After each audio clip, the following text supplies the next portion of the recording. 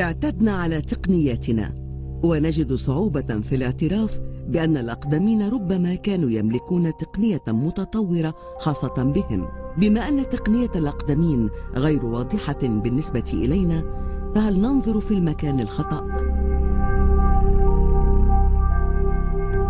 هل من الممكن أنهم كانوا يملكون أنظمة طاقة لكنها تختلف عن أنظمتنا الحالية؟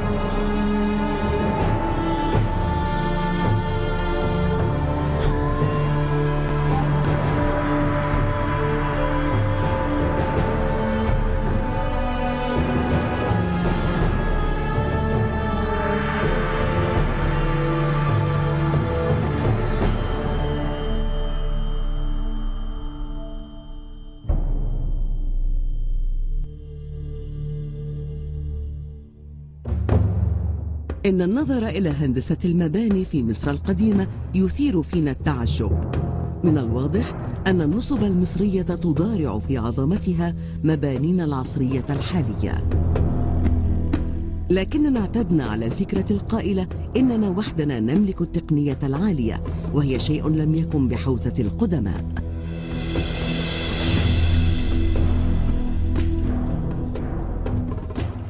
طالما ما زلنا نعتقد بأن الأقدمين كانوا عاجزين عن استخدام التقنية العالية، فنحن لا ننظر إليها برغم أن الدلائل موجودة أمام أعيننا. عندما نجد مواقع ضخمة في أمكنة عديدة حول العالم، فلا بد من وجود شيء مشترك كانوا يعرفونه جميعا ونحن لا نعرفه. عدد كبير من الأشخاص يحاولون معرفة سبب قيام البشرية ببناء هذه الصروح من تلك الصخور الضخمة. نحن لا نعرف اليوم كيف نحرك حجرا يزن 200 أو 300 طن، فما بالك من 4 أو 5 آلاف سنة. بدأت أنظر إلى المباني الضخمة القديمة من الزاوية الكهرومغناطيسية، وسرعان ما بدأت أكتشف أن طاقة كانت موجودة وحاضرة وقوى يمكن قياسها. أمور غريبة حصلت في مواقع مقدسة، وهذه دلائل على أن الفيزياء التي تعلمناها في المدرسة ليست كل شيء.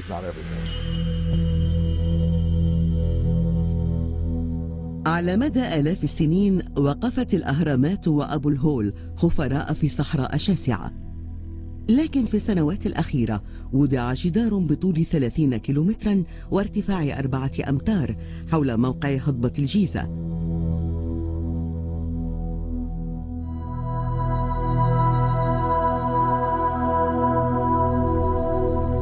وهناك حوالي 100 جندي يسيرون دوريات الأهرامات ليلا. رفضت كل الطلبات التي تهدف لإجراء أبحاث أكاديمية، وبعكس ما كان يحصل في الماضي فقد منع السياح من أخذ الصور في المتحف المصري.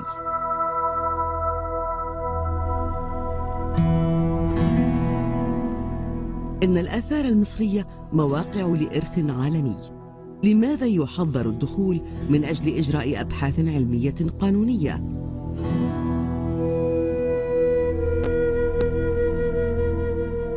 معظم آثار مصر القديمة لم تكتشف حتى الآن.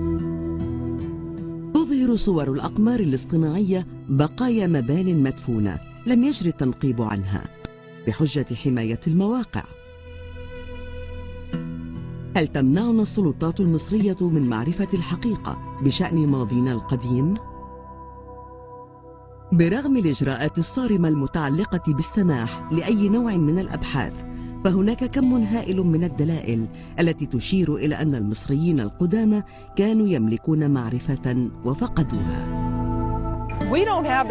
لا نملك تقنية بناء الأهرامات الآن، ولا حتى تقنية قريبة، ولم نصل إلى ذروة التطور الذي نعتقده، وهذه أحد الأمور التي تمنعنا من أن نعتقد أن القدماء كانوا أذكى منا.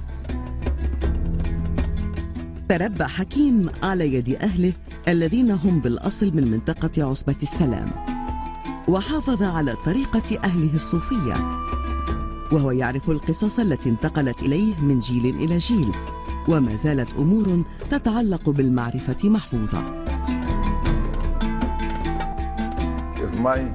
إن زملائي الباحثين تعلموا القول إن المصريين القدماء كانوا يضعون حبلا حول حجر يزن 60 طنا ويدفعونه بواسطة الحيوانات ويجرونه على عوارض خشبية. هذا ما يقولونه. قد لا نعرف أبدا كيف بنيت الأهرامات، ولكن يمكننا البدء ببناء فهمنا للثقافة التي عاشت في عصر ذهبي ومعرفة قيمتها. إن علم الآثار المصرية التقليدي يصر على أن الأهرامات بنيت على يد العبيد لإرضاء غرور الملوك. هل يتلائم هذا مع عمران مصر في العصر الذهبي؟ لم يكن هناك عبيد، كل العمال كانوا بنائين بمحض إرادتهم. لقد كانوا أشخاصا كفؤين من مهندسين وبنائين قطعوا الصخور واستخدموها، ولم يفعلوا ذلك في الأهرامات بل بجدران المعابد في أماكن عديدة. يمكنك أن ترى ذلك بوضوح. هناك أدلة في مختلف أنحاء مصر تدل على معرفتهم وتقنيتهم. أمر مذهل حصل عندما سقطت قطعة من الصخر من عتبة في معبد إبيدوس، وظهرت تحتها صور متناقضة تشبه طوافة وآليات أخرى متطورة. بدا وكأن هذه الصور كانت مخبأة في الماضي عندما كانت الأمور السياسية تتغير في مصر. حالياً يتم إبلاغ الأدلاء السياحيين بعدم ذكر هذه الأمور أمام السياح.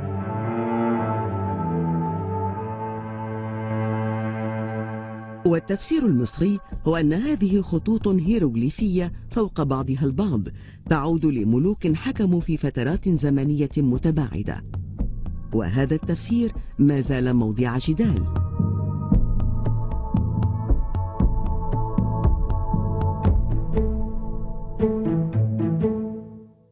شيء آخر مثير للجدل يبدو مستحيلا لعلماء الآثار المصرية هو الدليل المعروف باسم بطارية بغداد التي تولد شحنة كهربائية خفيفة.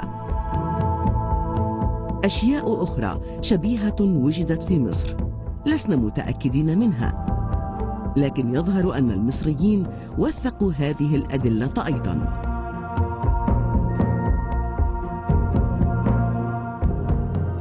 تمت إعادة تكوين هذه الأشياء وتبين أنها ولدت تياراً كهربائياً. أشياء تستحق الانتباه مثل زجاجة الضوء وجدت في إحدى المقابر في دندرة. لم يكن هناك ضوء طبيعي داخل هذه المقابر السفلية، ولا نرى آثاراً لمصابيح أضيئت بالزيت فقط. الأضواء التي استخدمها القدماء للطاقة خاصة بهم. هل كان لدى المصريين مصادرهم الخاصة؟ عدا ذلك فقد كان على القدماء أن يقطعوا ويحركوا ويرفعوا كتلاً صخرية تتحدى هندستنا العصرية. ماذا كان سرهم؟ نعتقد أن الصروح القديمة كانت تقام لأهداف دينية. ربما كانت وظيفة الأهرامات تختلف عما تصورناه سابقاً. لقد حصلت تأويلات كثيرة حول الهدف الذي بنيت الأهرامات لأجله، ولكن الهدف الأكثر إقناعاً هو أنها كانت مقابر.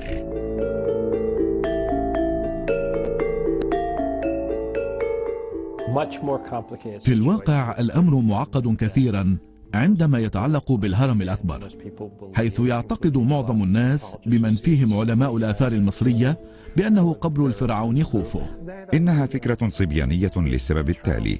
أعني أن الأمر واضح، فنحن لا نجد موميات في الأهرامات. وبالطبع عدم وجود مومياء واحدة في الأهرامات لا يغير من اعتقاد الناس بأنها قبور. نعم، هناك شيء يعتقد أنه ناووس، وأن هناك صندوقا بداخله، وهو مجسم من الجرانيت الجميل، لكن هذا لا يثبت بشكل قاطع أنه استخدم كقبر، وربما استخدم لأغراض أخرى. هذا ما نعتقده. لم تبنى الأهرامات لتكون قبورا. هناك أهرامات بنيت بطرق مختلفة كهرم سقارة المتدرج الذي يمكن اعتباره قبرا. انظروا إلى الفرق الواضح في البناء بين الهرم المتدرج والهرم الأكبر. الفرق في طراز البناء يشير منطقيا إلى أنهما بنيا في حقبتين زمنيتين مختلفتين. إن المباني التي نعرفها كونها قبورا كالهرم المتدرج في سقارة والمصطبة المسطحة الموجودة أيضا في سقارة يختلفان عن الجوانب الملساء لأهرامات الجيزة ودهشور. ما هو نمطي في مصر هو أن الإنشاءات الأقدم بنيت من حجارات ضخمة، وأن الإنشاءات الأقل قدما بنيت من حجارات أصغر حجما. وما نعرفه فأن الآثار الأقدم هي أكثر عمقا، والآثار الحديثة تكون أقرب إلى مستوى سطح الأرض. كل القبور الأخرى التي عثر عليها كانت مزخرفة جيدا مع أسماء من تضمهم. إن داخل هذه الأهرامات لا يضم أي نوع من أنواع الزخرفة. لكن إذا توافقنا جميعا وقلنا إذا لم تكن قبورا فما هي؟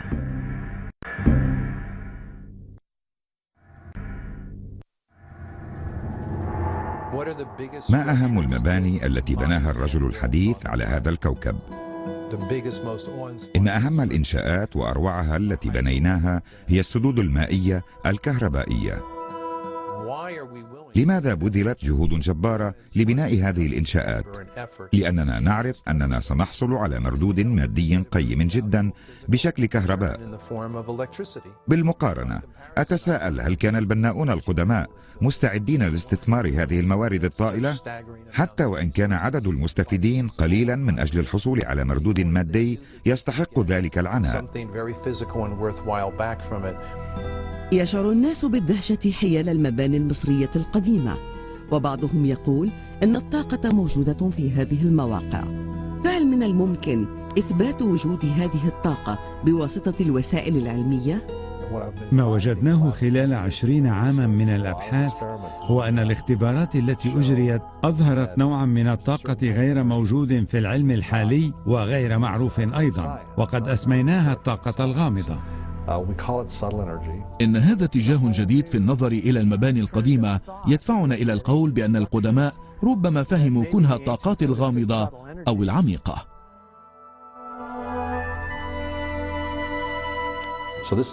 إذن ربما تكون هذه تقنية كانت موجودة في المجتمعات القديمة، هذه المجتمعات التي بنت أشياء من الحجارة الضخمة. من المنطقي أن تجيش شعبا كاملا للاستثمار في تشييد هذه الصروح. لا أقصد أن هذا هو السبب الوحيد، ولكنني أعتقد أنه أحد الأسباب الأساسية لبناء هذه المباني. هي موجودة في كل مكان حول العالم، ومعها الكثير من المعلومات. لم نعتد التفكير بمباني الحجارة على أنها عالية التقنية. من الواضح أن أنواعا مختلفة من الحجارة ومن مصادر مختلفة قد استخدمت في بناء المباني المصرية. هل كان للخصائص المختلفة للصخور هدف معين؟ اكتشفت أمرا خارقا وأنا أنظر إلى مختلف المباني الضخمة في عدد من الأماكن المختلفة حول العالم كالأهرامات، ستونهنج وغيرها، وهو أن هذه المباني بنيت فوق طبيعة جيولوجية غير عادية، تحتوي على دفق يومي مركز كهرومغناطيسي كالذي يحصل في كل مكان على الأرض. إذا ذهبت إلى إنجلترا مثلا، فإن خطوط لي التي تخترق إنجلترا كخط مايكل مثلا الذي يبلغ طوله مئات الكيلومترات يحمل تلك الطاقة على طول الخط. وهو يولد تيارات كهربائية في الأرض تسمى التيارات التلورية في المعنى الجيولوجي للكلمة، والتي تحصل في كل مكان على هذا الكوكب. نعرف أن هذه الطاقة الكاملة تمر في تلك الخطوط. هناك أنواع معينة من طبقات الأرض تزيد من حجم هذه التيارات عدة أضعاف، وفي هذه الأمكنة فضل البناؤون القدامى إنشاء أبنيتهم. حيث تتقاطع الخطوط، أي حيث يوجد أكثر من خط واحد، كانت تقام المعابد. هذه تدعى التقطعات الموصلة، والتي تبدو عالية التقنية، لكن نادرا ما تلتقي منطقة من الأرض تملك قدرة جيدة لإيصال الطاقة الكهربائية مع منطقة لديها قدرة أقل في إيصال التيارات الكهربائية الطبيعية. يملك الصينيون التقليد نفسه، وهم يسمونها خطوط التنين. كان أمرا غير قانوني دفن أحد من عامة الشعب على خط كهذا، لأن الملوك كانوا يدفنون هناك. كانت تبنى القصور، وهناك سلسلة من الأماكن المقدسة بنيت على خطوط كهذه. أريد أن أقول أمرا يتعلق بمواقع المعابد. هناك رموز تظهر على الأرض، وحين تظهر يحصل الناس على طاقة إيجابية من هذه الأماكن. تتدفق الطاقة من الأرض. يبدو الأمر وكأنهم يحاولون التحكم بدفق الطاقة واستخدامها لأغراضهم الخاصة.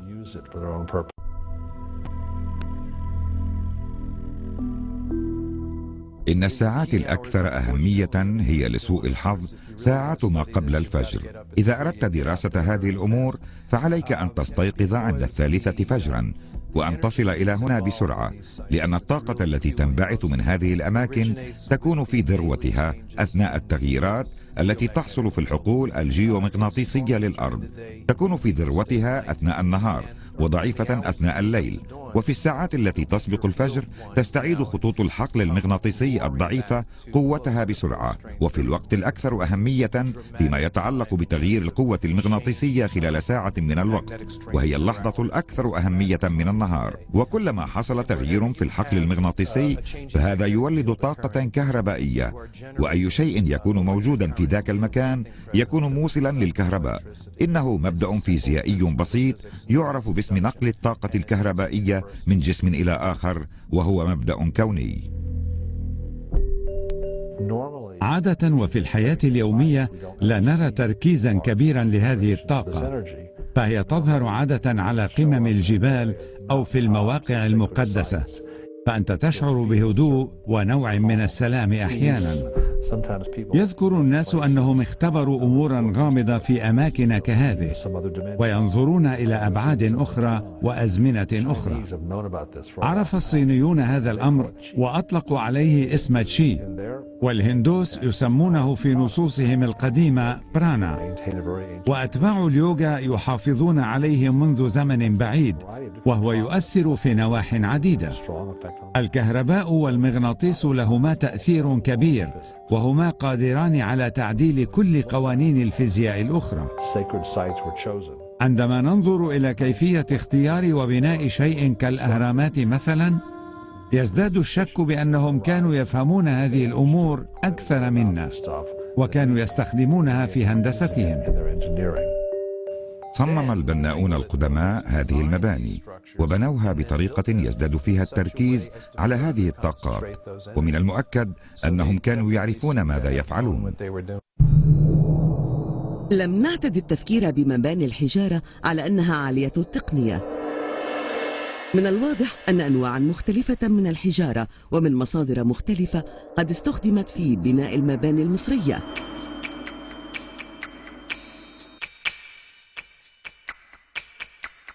هل كان للخصائص المختلفة للصخور هدف معين؟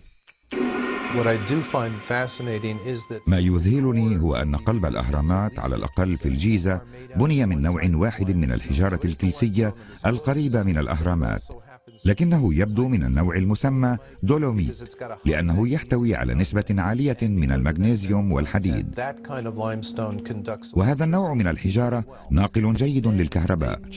ثم اختاروا تلبيس الأهرام بحجارة التورا التي منحتها لونا أبيض، ولكنها لا تحتوي على مغنيسيوم على الإطلاق، وبالتالي فهي غير ناقلة للكهرباء، وهي أقرب إلى كربونات الكالسيوم النقي. وهذه خصائص الحجارة الكلسية، إن كربونات الكالسيوم النقي ناقلة للكهرباء بنسبة أقل من حجر الدولوميت الكلسي. من المثير أن هذه الحجارة الخارجية قطعت بدقة متناهية لدرجة أنها بعد آلاف السنين لا يمكنك أن تمرر شفرة حلاقة فيما بينها. ما لدينا هنا هو داخل ناقل للكهرباء، وإن الأهرامات مغلفة بشكل جيد بمادة عازلة فعالة. ولماذا الجرانيت في الممرات؟ بالطبع أنا أفكر من وجهتي نظر كهربائية وفيزيائية. هل هناك شيء مميز في الجرانيت؟ نعم، الجرانيت مادة مشعة نسبيا، ويستطيع أن يشحن جزئيات الهواء بالكهرباء. يطلق في الهواء غاز الرادون المشع. الجرانيت حجر متفاعل، وهو حجر حي وليس ميتا. إذا كانت لدينا هذه القنوات المقفلة والمرصوفة بالجرانيت، فأنا أتساءل إذا لم يكن الهدف منها هو الاحتفاظ بالشحنة الكهربائية داخل هذه القنوات. لقد بنيت تماما كسلك عازل أو ما شابه، لأن لديك الشحنة في الأرض والتي تنتشر عبر القاعدة وتتركز صعودا إلى مكان صغير عند القمة.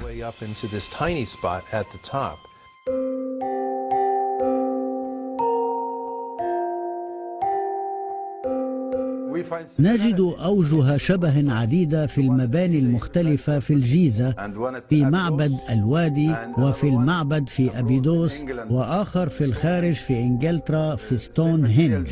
المواد نفسها استخدمت بالطريقة نفسها والتقنية نفسها، لكن البناء هنا أقيم بجانب الماء لأنه يوجد مجرى ماء، وهو ضخم جدا وما زال يعمل والماء تجري فيه. في مصر لدينا حالة مشابهة لإنجلترا، بمعنى أنه توجد حجارة قابلة لامتصاص الماء تحت مبان كهذه، أي أنه توجد طبقة من الصخور تحت الأرض تسمح للماء باختراقها، والمياه تتدفق عبر هذه الصخور عندما تهطل الأمطار أو عندما يحصل فيضان للأنهار أو البحيرات. من المعروف أن حركة المياه عبر الحجارة الكلسية تولد شحنات كهربائية من خلال آليتين مختلفتين، كل منهما تحفز الأخرى. أنا شخصيا أخذت قياسات في سيلبري هيل في إنجلترا قبل وبعد العاصفة الرعدية مثلا. عندما كانت المياه تتسرب إلى جوف الأرض، لاحظنا ازديادا في قوة الحقل المغناطيسي.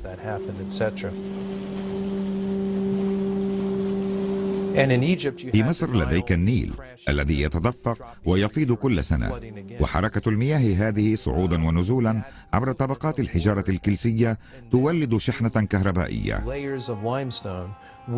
إن تدفق الماء يولد شحنة كهربائية متوسطة، والتي تعني تيارا كهربائيا وبالتالي حقلا مغناطيسيا. إذا أردت أن تعطي شحنة كهربائية لأي شيء يرتفع عن الأرض قليلا، فأنت بحاجة على الأقل لمياه جارية. في تيواناكو على ضفاف بحيرة تيتيكاكا في المكسيك، إن أضخم مبنى هناك هو هرم أكابايا، وقد بني هذا الهرم بشكل مدرجات لكي تنزل المياه بشكل شلالات تتفاعل داخل وخارج الهرم. لكن هذا النوع من تساقط المياه يولد شحنة كهربائية كافية. من الاختبارات الفيزيائية المدرسية الأكثر شيوعا، في جرن الجلي في منزلك، إذا استطعت أن تقسم تيار المياه الخارجة من صنبور إلى تيارين منفصلين وبواسطة مؤشر ضوء LED تضعه بين التيارين المائيين، يمكنك أن ترى أن هناك شحنة كهربائية كافية بين التيارين بحيث يضيء المؤشر كل 20 ثانية. إذن السؤال هو: هل وصلت بعض الطبقات الكلسية إلى تحت منبسط الجيزة؟ والجواب هو نعم. لقد تحركت في جوف الأرض إلى أن وصلت تحت المكان الذي تقع عليه الأهرامات. والفكرة هي أن ارتفاع وانخفاض منسوب النيل يولد تيارا كهربائيا جوفيا يتحرك عبر الطبقات الكلسية المختلفة. عندما ينخفض منسوب المياه، عندها يحين دور الهواء المشحون كهربائيا داخل قنوات الجرانيت ويساعد في إبقاء التيار موجودا. أتساءل ما إذا كانت القنوات المشحونة كهربائيا لم تكن تعمل بطريقة مماثلة لعمل بطارية السيارة عندما يضيء ضوء المكابح. عادة فإن بطارية السيارة لا تستهلك أثناء السير لأن مولد التيار يؤمن كل الكهرباء، ولكن عندما تقف السيارة ويضعف المولد، حينها يحين دور البطارية في تأمين التيار كي لا يتوقف محرك السيارة عن الدوران. إذن لديك هذا التركيز في الشحنة السلبية الآتية من الأرض إلى فوهة أو قمة الهرم، وتركيز الشحنة الإيجابية فوق الأرض. وإذا أصبحت هاتان الشحنتان قويتين لدرجة كافية، فسينتج عن ذلك ضوء كضوء المصباح.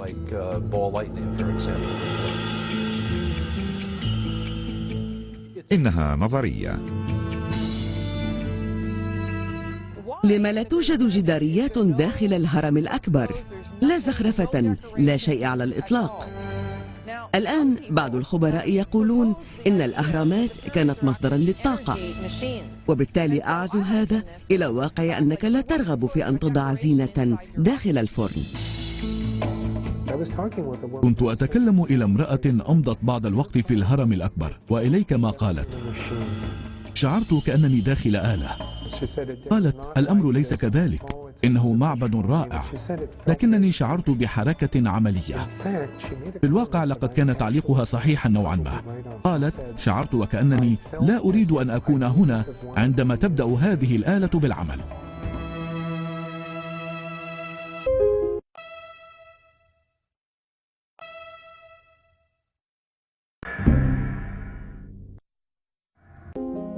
تعمل الطاقة الخفية المبهمة طوال الوقت، والعلم يستطيع قياسها. لاحظنا أن عددا كبيرا من الناس أرونا صورا لمواقع ضخمة، وكانت الصور تحتوي على كرات من الضوء. إن كرات الضوء غالبا ما يعتقدها المرء غبارا أو جزئيات في الهواء، ولكن هذا لا يغير الواقع، لأنها تحصل غالبا في أماكن مميزة وفي أوقات مميزة. في تيكال عند قمة الهرم الأكثر طاقة، التقطنا صورا مستخدمين ضوء الكاميرا خلال 8 ساعات من 3 فجرا حتى 11 صباحا على الأهرام التي كانت خالية من الطاقة الكهربائية. تلك الأهرام التي بنيت في فترة زمنية قريبة. التقطنا صورا، وعندما حصلنا على الصور لم نجد كرات ضوئية متوهجة، لكن على الأهرامات الأكثر قدما حصلنا على النتائج التي توقعناها. كان الهرم أقدم ب1200 عام من الهرم المزخرف، وفي تلك الحالة حصلنا على صور التقطناها بكاميراتنا المزودة بالضوء العادي.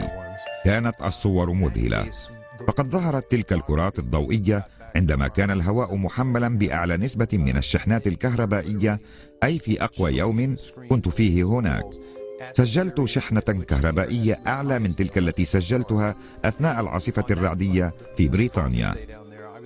نحن لا نعرف أي نوع من كرات الضوء هي، لكن تقديرنا الشخصي يقول إنها كرات جزئيات من الهواء المشحون كهربائيا، والتي تتماسك لفترة أطول. تحليل مشابه سيقول بأن الكرة المضيئة تتكون عندما تكون الجزئيات المشحونة مشحونة لدرجة كافية تجعلها تتوهج. دلائل أخرى تشير إلى أن الطاقة تحصل بشكل طبيعي على كافة أنحاء الأرض، والتي يعرفها العلم لكنه يجهل ماهيتها. أراد نيكولا تسلا أن يؤمن الطاقة الكهربائية اللاسلكية مجانا للعالم كله. اكتشف أن الكهرباء تتولد بشكل طبيعي من خلال طبيعة الأرض والجو، وأن التيارات البلورية في الأرض التي ناقشها جون يورك، لأن الكهرباء موجودة في الجو الأيوني والجو العادي المشحونين من الشمس، كما أنه أوجد طرقا لتحفيز هذه الطاقات. من علم تسلا الحصول على طاقة الكهرباء تلك؟ فهو لم يخترعها لأنها موجودة، لكنه عرف كيف يستخدمها، وليس هذا فقط، بل لم يستغل الأمر كما فعل إديسون. أراد تسلا تحفيز الطاقة الطبيعية الموجودة في كل مكان على الأرض وجعلها مجانية لكل الناس، لكن إديسون كان متلهفاً لإنتاج وتوزيع الكهرباء من خلال خلق مؤسسة حصرية للربح فقط. أصبح غنياً وحصل الناس على الضوء في منازلهم، لكن نيكولا تسلا هو من فكر في استخدام تلك الطاقة. بين عامي 1901 و 1917 بني برج تسلا على جزيرة لونغ آيلاند، نظام بث لاسلكي للهاتف والإشارات الكهربائية. المثير في الأمر أنه بني فوق محتوى مائي مع أنفاق وممرات تحته. في تلك الفترة قلائل هم الذين فهموا كيف يعمل. رفضت شركة جي بي مورغان اقتراح تسلا لأنه أراد أن تكون الكهرباء اللاسلكية مجانية، وبالتالي لا يمكن للشركة أن تجني أرباحاً، برغم أن الجميع قدر عبقرية تسلا، إلا أنه قد أدخل طي النسيان.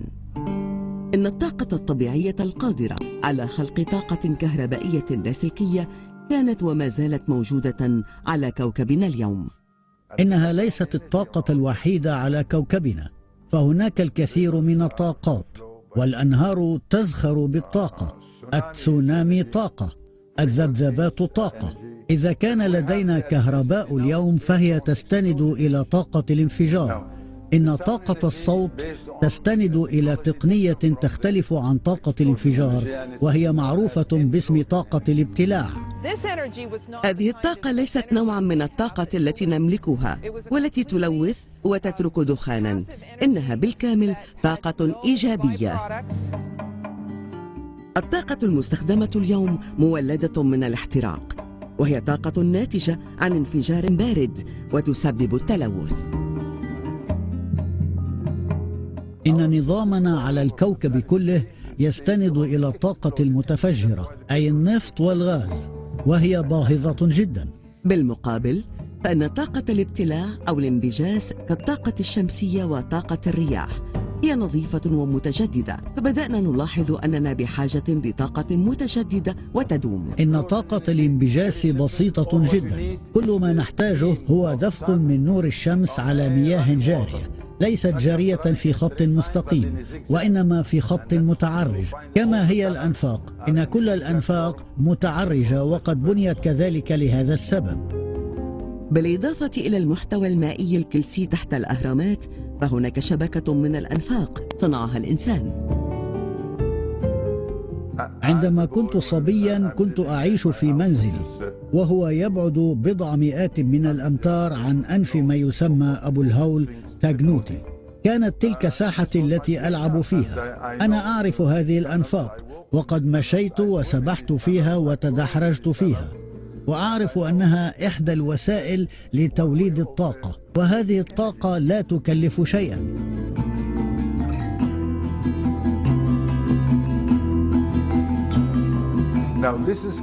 كل ما تحتاجه هو دفق من نور الشمس ليصل إلى المياه الجارية داخل هذا النفق، ويمكنك أن ترى عددا من الفوهات فوق نفق يسمح لنور الشمس بالدخول. الطاقة موجودة.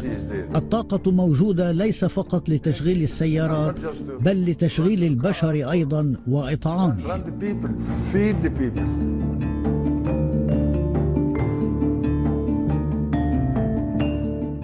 إذا كانت حقول الأهرامات لعصبة السلام وشبكة الأنفاق تحت الأرض ما زالت موجودة، فلما لا تستخدم لتوليد الطاقة كما اعتاد المصريون أن يفعلوا؟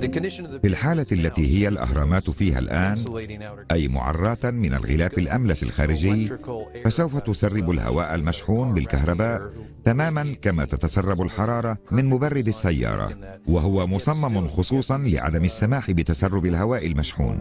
ولكنك ما زلت تحصل على تقارير من مثل سيمنز الذي كان أحد رواد الكهرباء، وأعتقد أن هناك وحدة مقاومة كهربائية تحمل اسمه تسمى سيمنز، كان على قمة الهرم الأكبر في العام 1880، وبدأ يلاحظ أنه عندما وقف الدليل العربي وفتح أصابعه بدأ يسمع رنينا، وعندما أقفلها توقف الرنين، فوقف وشعر بالكهرباء الموجودة في الجو في هذا المكان، واستطاع أن يصنع ما يسمى بوعاء ليدن، وهي من الأمور التي كانت تستخدم في الماضي لحفظ شحنة كهربائية صنعها بواسطة قنينة نبيذ. فتحها وبلل بعض الصحف ولف القنينة بالصحف المبللة ورفع القنينة فوق رأسه إلى أن بدأت الشرارات تصدر منها. وفي تلك اللحظة اتهمه الأدلاء العرب الذين معه بالشعوذة، وحصل عراك فيما بينهم، وصادف أن لمس أحد الأدلاء قنينة النبيذ التي كانت مشحونة بالكهرباء فرمته أرضا وفقد وعيه، وبعد أن استفاق نزلوا من على الهرم. لكن كان هناك عالم يعرف الكهرباء جيدا بأشكالها الطبيعية والدقيقة، وقد كانت موجودة برغم الحالة السيئة التي يعاني منها الهرم اليوم.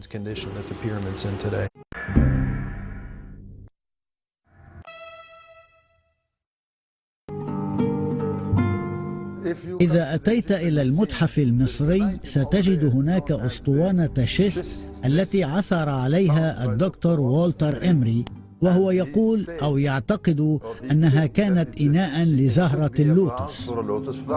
لا، إن أسطوانة شيست عثر عليها في غرفة دفن الموتى في سقارة التي لا يسمح لأحد بزيارتها. أشياء أخرى وجدت في الغرفة، وهي حبال عادية وخزفيات وحبوب تظهر الأسطوانة تقنية متطورة بالطريقة التي صنعت بها، وتبدو خارجة عن المألوف مقارنة مع الأشياء الأخرى التي يعثر عليها في القبور. هل هي دليل أصلي أم من المحتمل أنها قطعت رحلة طويلة على مدى عدة آلاف من السنين لتستقر في هذا المكان؟ انظروا إلى هذا الأنبوب الحجري الفارغ، يبدو وكأن أسطوانة شيست يمكن أن تدخله. لقد تطلب الأمر أدوات متطورة لنحت هذا الأنبوب بدقة، فكيف فعلوا ذلك؟ لقص الحجر هذه عملية قص صوتية، ولم تكن أداة معدنية كالإزميل البرونزي. لا، حصل ذلك بواسطة أقسى حجر موجود على سطح الأرض، ألا وهو الألماس. هناك قطع من الحجارة مبعثرة في المكان ذات أشكال مجوفة، ويظهر أثر الآلات عليها. إن دليل وجود التقنية العالية موجود أمامنا. انظروا مجددا إلى قطع الصوان هذه، إلى جانب أشكالها المذهلة والفريدة، فهل لوجودها سبب آخر؟ اليوم يستخدم الصوان قاعدة لكل أنواع التقنيات الحديثة، وهو مستخدم في الآلات التي تصدر ذبذبات. تستخدم تقنية الذبذبات المتموجة من جزئية بلور الصوان التي تتموج بسرعات معينة مع كل ذبذبة خاصة لكل آلة. راديو AM FM، الأقراص المدمجة، الDVD، الحاسوب والإنترنت تعتمد على بلور الصوان. هل من الممكن أن يكون القدماء قد استخدموا هذه التقنية وعلى نطاق واسع بطريقة بدأنا للتو بتخيلها؟ بالطبع لا يمكننا الجزم بذلك، لكن استنادا إلى ما رأيناه يمكننا طرح نظريات. إن الطاقة يمكن توليدها والتلاعب بها بطرق عدة. إن هدم الحياة لحضارة ما، وبالتالي فهي مصدر مهم جدا. في مصر يوجد 67 مبنى على طول نهر النيل، إنها كالأشرعة. وبالنسبة للذين يملكون عينا ثاقبة فهم يستطيعون أن يدركوا من شكل هذه المباني إذا رأوها من زاويتها أنها بنيت لتوليد الطاقة، إنها نبتة طاقة. هذا ما لدينا. هناك نظرية تذهلني طوال الوقت، هي أن هدف هذه المباني هو الارتقاء الروحي لحضارة كاملة. بعبارة أخرى، فهي توفر وتنشر مستوى عاليا من الطاقة التي يحتاج إليها الناس في العصور التي سوف تلي. أعتقد أن الأهرامات ومباني أخرى بنيت لكي تكون بديلا عن أضواء الشارع. إذا كنت في حي ربما ليس من أفضل الأحياء وهبط الظلام أثناء وجودك، فأنت ترغب في وجود ضوء ينير طريقك. هذا بالضبط ما بقي الهرم الأكبر لأجله.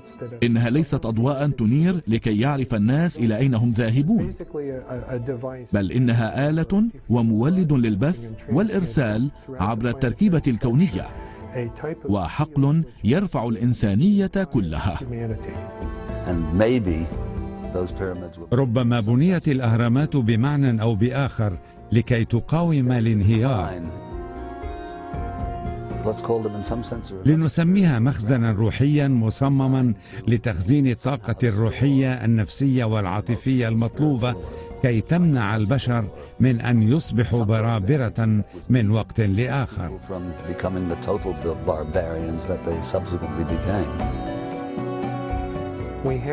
كانت لدينا القدرة كي نرفع الإنسانية لفترة من الزمن من خلال استخدام النظام، ولكن ما رأيناه هو انطفاء أضواء الشارع.